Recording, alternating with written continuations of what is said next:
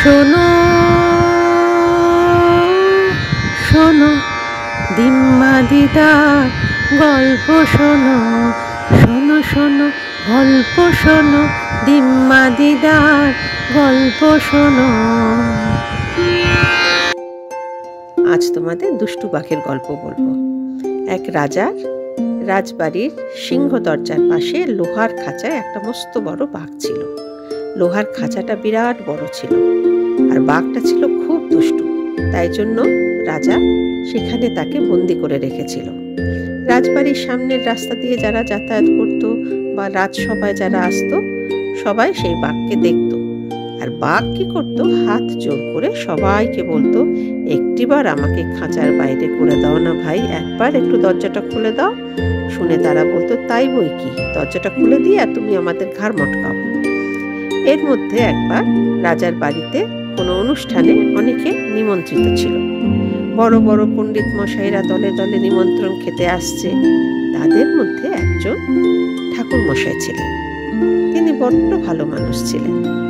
সেও সেই রাস্তা দিয়ে রাজসভা দিয়ে যখন রাজসভায় ঢুকছেন, তখন তার বাঘের সঙ্গে দেখা। বাঘ এই ঠাকুর মশাইকে বারবার প্রণাম করতে লাগলো। তা দেখে ঠাকুর মশাই তো খুব খুশি, বললো, আহা, বাঘটি তো বড় লক্ষ্মী, তুমি কি চাও বাপু? বাঘ হাত জোর করে বলল, আগে একটিবার যদি এই খাঁচার বাইরে খুলে দেন তাহলে বড় ভালো হয়। আপনার দুটি পায়ে পড়ি, এই আমার খাঁচার দরজাটা একটু খুলে দিন। ঠাকুর মশাই এত ভালো মানুষ ছিলেন যে উনি সেই বাঘের কথা বিশ্বাস করলেন এবং তাড়াতাড়ি গিয়ে খাঁচার দরজাটা খুলে দিলেন। ব্যাস, বাঘ বেরিয়ে হাসতে হাসতে বলল, ঠাকুর, এবার তো আমি তোমায় খাবো। আর কেউ হলে হয়তো ছুটে পালাতো, কিন্তু ঠাকুর মশাইটি ছুটতেও জানতেন না। তিনি ভারী ব্যস্ত হয়ে বললেন, এমন কথা তো কখনো শুনিনি, আমি তো তোমার উপকার করলাম, তুমি বলছো কিনা আমায় খাবে? এ কেমন কাজ, এই কখনো কেউ করে? উপকার করলাম, তুমি আমার অপকার করবে? বাঘ বললেন, করবো কেন, করবো না, সকলেই সেটা করে থাকে। ঠাকুর মশাই বললেন, তা কখনোই নয়, চলো দেখি তিনজন সাক্ষী জিজ্ঞেস করি তারা কি বলে। বাঘ বলল, চলুন তাহলে, আপনি যা বলছেন সাক্ষীরা যদি তাই বলে আমি আপনাকে ছেড়ে দিয়ে চলে যাব, আর যদি তারা আমার কথা ঠিক বলে তবে আপনাকে ধরে খাবো। সাক্ষী খুঁজতে খুঁজতে দুজনে মাঠে গেলেন। দুই ক্ষেতের মাঝখানে খানিকটা মাটি উঁচু রেখে চাষিরা একটি ছোট্ট পথের মতো করে দেয়, সেটাকে বলে আল। তাতে দুটো জমি ভাগও হয়, আবার তার ওপর দিয়ে যাতায়াত করা যায়। তো ঠাকুর মশাই সেই আলকে দেখিয়ে বললেন, এই আমার একজন সাক্ষী। বাঘ বলল, আচ্ছা, ওকে জিজ্ঞেস করুন, ও কি বলে। ঠাকুর মশাই তখন জিজ্ঞেস করলেন, ও হে বাপু আল, তুমি বলো দেখি, আমি যদি কারো ভালো করি সে কি উল্টে আমার মন্দ করতে পারে? আল বলল, আলবাত পারে, কেন পারে না? এই দেখুন না আমাকে, দুই চাষির ক্ষেতের মাঝখানে আমি থাকি, তাতে তাদের কত উপকার হয়। একজনের জমি আরেকজনের জমি সঙ্গে মিশে যেতে পারে না, একজনের ক্ষেতের জল আরেকজনের ক্ষেতে চলে যেতে পারে না। আমি তাদের এত উপকার করি, তাও হতভাগারা লাঙল দিয়ে আমাকে প্রায় কেটে তাদের ক্ষেতে ঢুকিয়ে নেয়, ক্ষেত তাদের বাড়িয়ে নেয়। বাঘ বলে, শুনলেন তো ঠাকুর মশাই, ভালো করলে তার মন্দ কেউ করে কিনা? ঠাকুর মশাই বললেন, রোশো, আমার তো আরো দুজন সাক্ষী আছে। বাঘ বলল, আচ্ছা চলুন। মাঠের মাঝখানে একটা বট গাছ ছিল। ঠাকুর মশাই তাকে দেখিয়ে বললেন, ওই যে ও আমার আরেকজন সাক্ষী। বাঘ বলল, আচ্ছা, ওকে জিজ্ঞেস করে দেখুন, দেখিও কি বলে। ঠাকুর মশাই বট গাছের কাছে গিয়ে বলল, বাপু বট গাছ, তোমার তো অনেক বয়স হয়েছে, অনেক দেখেছো শুনেছো, বলো দেখি, উপকার যে করে তার অপকার কি কেউ করতে পারে? বট গাছ বলল, আলবাত পারে, তাই তো আমার সঙ্গে হয়ে আসছে এতদিন। এই লোকগুলো আমার ছায়া বসে ঠান্ডা হয়, তাদের মন জোড়ায়, শরীর জোড়ায়, আর আমাকে খুঁচিয়ে আমার আঠা বার করে, আবার সেই আঠা রাখবার জন্য আমারই পাতা ছিঁড়ে। এই দেখো, ডাল ভেঙে কেমন দিব্যি নিয়ে চলে যাচ্ছে, আমার তাতে কষ্ট হয় না? আমি তো তাদের উপকারই করেছি। বাঘ বলল, কি ঠাকুর মশাই, ও কি বলছে? তখন ঠাকুর মশাই তো মুশকিলে পড়লেন, তাকে কি বলবেন ভেবে পাচ্ছেন না। এমন সময় সেখান দিয়ে একটা শিয়াল যাচ্ছিল। ঠাকুর মশাই সেই শিয়ালকে দেখিয়ে বললেন, ওই আমার আরেকজন সাক্ষী, দেখিও কি বলে।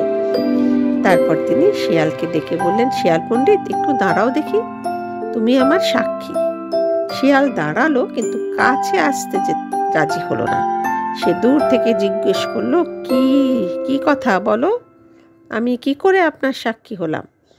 ঠাকুর মশাই বললেন, বলো দেখি বাবু, যে ভালো করে তার মন্দ কি কেউ করে? শিয়াল বললে, কার কি ভালো, কে কি করেছিল, কার মন্দ কে করেছে শুনলে তো আমি বলতে পারি, পুরোটা আমাকে খোলসা করে বলতে হবে। ঠাকুর মশাই বললেন, বাঘ খাঁচার ভিতরে ছিল, আর আমি পথ দিয়ে যাচ্ছিলাম। আর এই কথা শুনে শিয়াল বলে, দাঁড়াও, এটা তো বেশ বড় শক্ত কথা। সেই খাঁচা আর সেই পথ না দেখলে আমি কিছুতেই বলতে পারবো না। কাজেই সকলকে আবার সেই খাঁচার কাছে আসতে হলো। শিয়াল অনেকক্ষণ সেই খাঁচা চার ধারে পায়চারি করতে লাগলো। আচ্ছা, খাঁচা আর পথ এবার আমি বুঝতে পারলাম, এখন কি হয়েছে বলুন। ঠাকুর মশাই বললেন, বাঘ খাঁচার ভিতরে ছিল, আর আমি পথ দিয়ে যাচ্ছিলাম। অমনি শিয়াল তাকে থামিয়ে বলল, দাঁড়ান দাঁড়ান, অত তাড়াতাড়ি বলবেন না তো, আমি বুঝতে পারি না, আগে ওইটুকু বেশ করে বুঝে নি। কি বললেন? বাঘ আপনার বামুন ছিল, আর পথটা খাঁচার ভিতর দিয়ে যাচ্ছিল। এই কথা শুনে বাঘ হো হো করে হেসে উঠল। তোর গাধা, বাঘ খাঁচার ভিতর ছিল, আর বামুন পথ দিয়ে যাচ্ছিল, মানে ঠাকুর মশাই পথ দিয়ে যাচ্ছিল। শিয়াল বলল, রসো দেখি। ঠাকুর মশাই খাঁচার ভিতরে ছিল, আর বাঘ পথ দিয়ে যাচ্ছিল, তাই তো?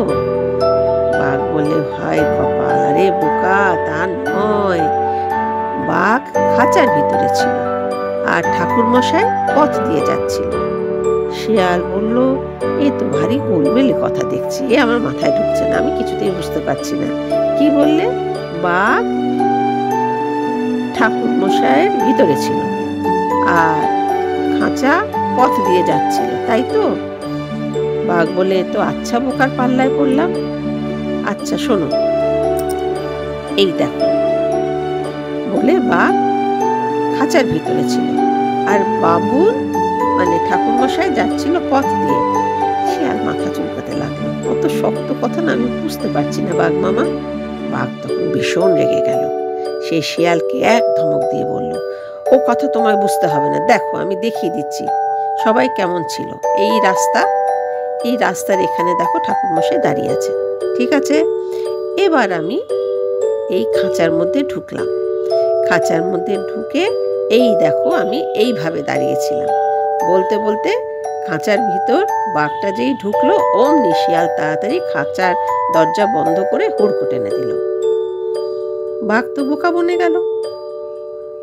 তারপর শিয়াল বলল, ঠাকুর মশাই, একটা কথা আমি বুঝতে পেরেছি, আমার কথাটা খুব মন দিয়ে শুনুন, সারা জীবনের জন্য সেটা মনে রাখবেন। তা হচ্ছে, দুষ্টু লোকের উপকার করতে নেই।